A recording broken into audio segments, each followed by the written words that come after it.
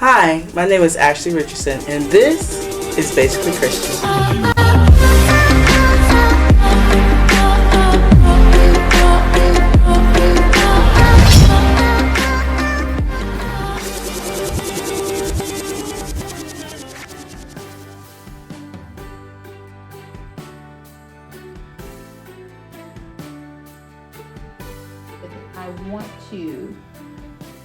I want you to pick out your casket. I want us to plan your funeral.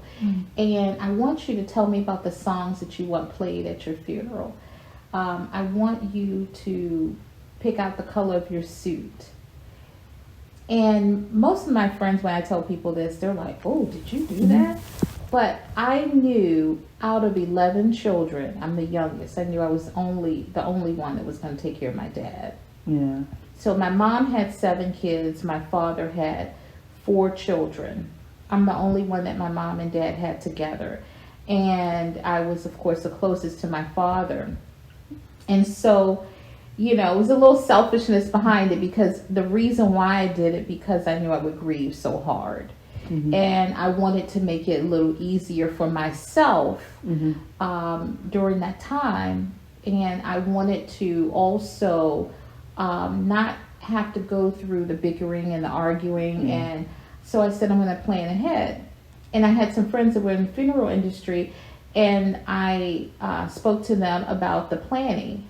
And so my father and I, we sat down, we picked out everything for him, casket, suit, songs, and we started planning on his funeral. Fast forward, we moved here 2 years later. All that was paid for. Because back then, I'm going to stick this in because I will talk about maybe at some point the planning and making sure that the families really plan ahead. And a lot of families don't plan ahead. And especially certain cultures don't plan ahead. So it was very important to me that I had that stuff done prior to. And so, like I said, fast forward, came here to Arizona. Those things were planned out. My father only had about $5,000 worth of life insurance. Now, I grew up thinking my father used to sit down at the table with him. The insurance man would come to our house all the time. And I just knew my father had this lavish insurance policy. But he did not, he had a policy here, policy there. This policy was canceled. I was like, $5,000. How am I going to bury you with $5,000? So that was also the impetus of me getting that planning done and paying on his funeral. So we did that. Moved out here, kept paying on his funeral. 2 years later, my father passed. I went through so much during the time I was taking care of him. Hospice, doctors, not getting the right care. I mean, on and on and on. Several different hospice companies. Oh my goodness, because, I was like, no, he's not doing this. No, I'm not signing the DNR. No, he's not taking this meds. No, I want him on this meds. I had no idea about the hospice philosophy. So it was just crazy for me. So fast forward, moved him here, got everything done with him as far as the funeral was concerned, and he passed 2 years later. And it was emotionally very hard for me. But financially we were fine. Everything was planned out. Body was embalmed, sent back to Maryland. I flew back to Maryland. We had his funeral there, and it was just smooth. It was smooth. And I know the topic of death sometimes can be very uncomfortable as a family, and that uncomfortable conversations is what leads to unpreparedness. Yes. And when you started mentioning how you strategically plan selfishly but smartly to make sure you'll be able to get through that, that's something I know I'm going to take away, because I know my parents are getting up in age, and they've Yes. mentioned it here and there. And it's like, oh, don't talk about it. But even biblically, it does mention about making sure your house is in order and being able to pass things down to the third and fourth generation. That includes preparing for death. Yes. Not only making sure your soul is saved, but also your household will be okay after you go. So as far as the viewers, when you see your parents, we're going to talk about this in a second, getting to that age where it's like there's a higher possibility that they might not be there, it's time to start having those hard conversations, because no matter what happens, if they stay longer or they don't, the children will be left with the responsibility. So as far as you mentioned a little bit of the signs that you saw with your dad, as far as like it's time for you to live with us, can you tell a little bit more of like how to go about those conversations, as far as, okay, you have to turn the role of, you're no longer just the child of the parent, but now you are the caretaker and you need to make these decisions, and now I need to have a conversation with my parents, my father or my mother. Hey, you are no longer able to take care of yourself effectively, and I think you need to either live with me or live in assisted living, and when you decide which way to go as far as assisted living or living with yourself. Yes. That was really hard.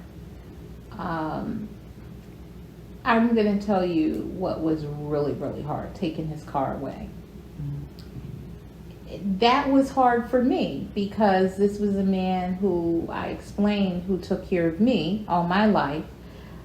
This robust man, this man that was strong, that was able to advocate, make decisions for me. Now I had to do the same thing for him. So to tell him, Daddy, you're not going to be able to drive anymore, was really hard. But I think after the third time that the police brought him home, excuse me, that'll get you in gear just a little bit. Like, I had to, I was like, Dad, this is enough. The police is called a couple of times. You didn't know where you were, and we're going to have to take your car away. I said, I've been thinking about donating it to the Boy Scouts of America, because what they would do is get the car, they would sell it, and the funding to support the organization. So, and my father, if anybody knew him, his Chrysler New Yorker was his baby. So that was very hard. But I told him, I said, I don't want to lose you. It's very hard for me. It's hard for me to sleep at night. I'm up all night worrying about you. You're not coming home. You and I usually talk several times a day. Then I can't get in contact with you. And I said, I don't live with you. I said, so I need to know that you're okay. And it was like prying candy out of a kid's mouth, but we did it. We did it, and he said okay. And so the car went first, and then the house. And I had to talk to him about that, because he was burning up the stove. The door was unlocked, and we didn't live in the most, place where grew up. Baltimore, Maryland, some areas good, but not the most savory place. So I was like, Daddy, you're gonna have to come with me. It's time.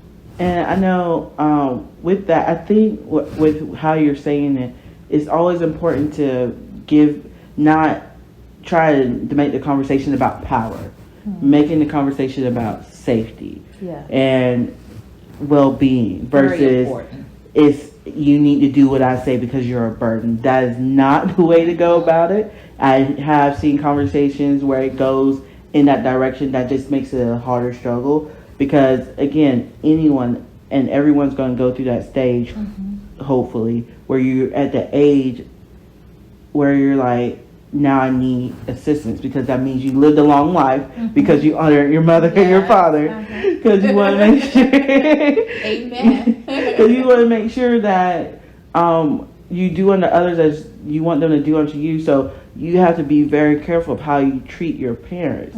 That's even why some of us, when we have kids, it's just like, how did you turn out like that? Yeah. It just comes back around. Can know? I say, that's so interesting you said that, Ashley, that you highlighted that and you talked about safety, because I think sometimes, and we as a therapist, there are times when, we would, when we're talking to, like, I've dealt with clients that have mental illness and substance abuse issues, and I never want them to think that I'm trying to make a decision for them. So in this in the instance with my father, is the same thing. I never wanted him to feel like, now I'm putting on the pants, now I'm your guardian, now I am the authority figure. No, I still have to respect him as my father, and I have to suggest.